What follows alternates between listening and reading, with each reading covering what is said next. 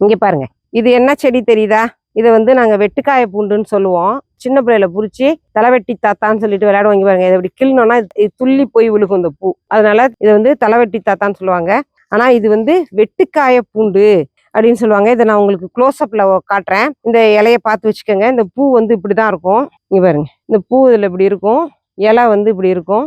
இப்ப நம்ம வேலை பார்த்துட்டு இருக்கும்போது அருவா கத்தி ஏதாவது வெட்டிடுச்சு, தோப்பு வேலை செஞ்சுட்டு இருக்கிறப்ப ஏதோ வெட்டுக்காயம் பட்டுருச்சு, மம்பட்டி வெட்டிடுச்சு, அருவா வெட்டிடுச்சு அப்படிலாம் இருக்கும்போது அந்த வெட்டுக்காயத்துக்கு இந்த இலைய பிச்சு உடனே கசக்கி அந்த வெட்டுக்காயத்துல வச்சு கட்டிடணும். கட்டிட்டோன்னு வச்சுக்கோங்களேன், அந்த காயம் வந்து அப்படியே ஒட்டிக்குங்க. பெரிய ஆச்சரியமா இருக்கும். இது வந்து இதுக்கு பேர் வந்து வெட்டுக்காய பூண்டு. இதை கிராமத்துல எல்லாம் தோப்புல வேலை செய்யறவங்க ஏதாவது காயம் பட்டுருச்சுன்னா உடனே இதை எடுத்து வைப்பாங்க. இதை நல்லா பார்த்து வச்சுக்கோங்க. இதனுடைய மருத்துவ குணம் வந்து கொஞ்சம் கூட மாறல.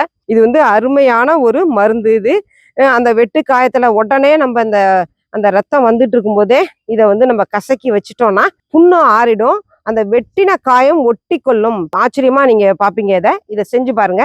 இதுதான் வெட்டுக்காய பூண்டு. இது ரொம்ப நாளா உங்களுக்கு சொல்லணும்னு நினைச்சிட்டு இருந்தேன். இன்னைக்கு கொஞ்சம் கிடைச்சிது, காட்டிட்டேன்.